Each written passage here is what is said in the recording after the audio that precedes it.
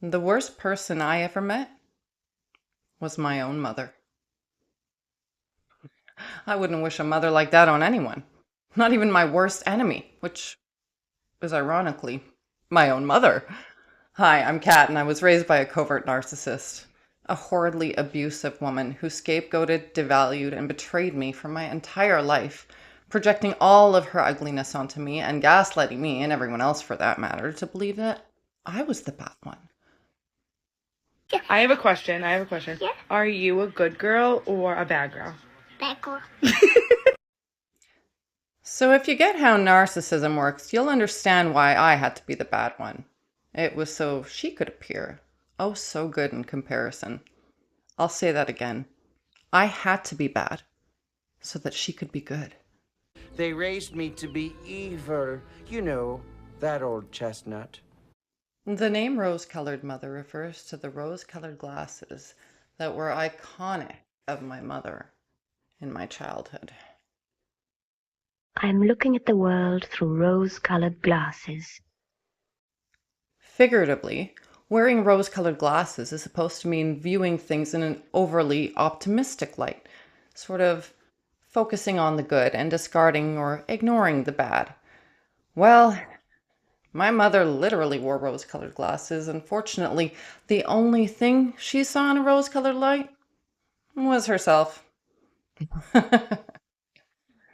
She literally and figuratively saw herself through rose-colored glasses.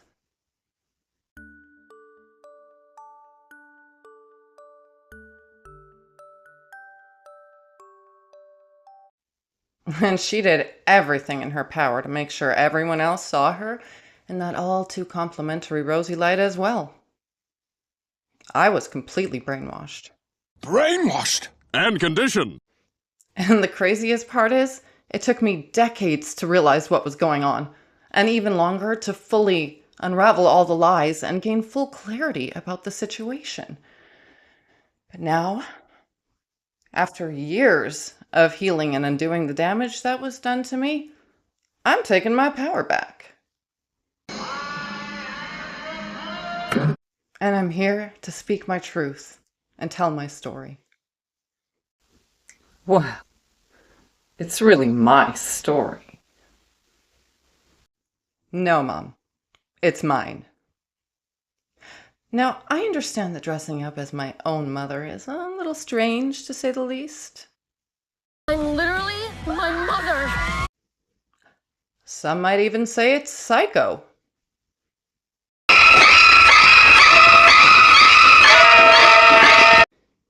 Now, if you haven't seen Psycho, this won't really make any sense unless you understand that the killer is a dude dressing up as his own mother. Okay, now, if me saying this has now intrigued you to want to go watch this movie, please, for the love of God, stick to the 1960s version, because I am warning you, the 1998 remake with Vince Vaughn is really, really bad. She just goes a little mad sometimes. We all go a little mad sometimes. Well, we all do go a little mad sometimes. And now it's my turn, I suppose. So let me introduce you to the main characters of my story. I'm like one of the best mothers. She's one of the best mothers.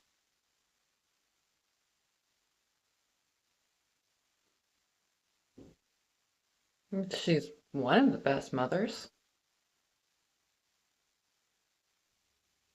She was one of the best mothers.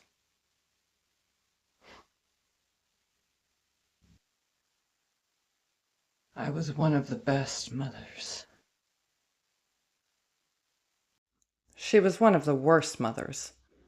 And as my ultimate revenge, I'm going to tell every story I know. I'm wearing everything you own.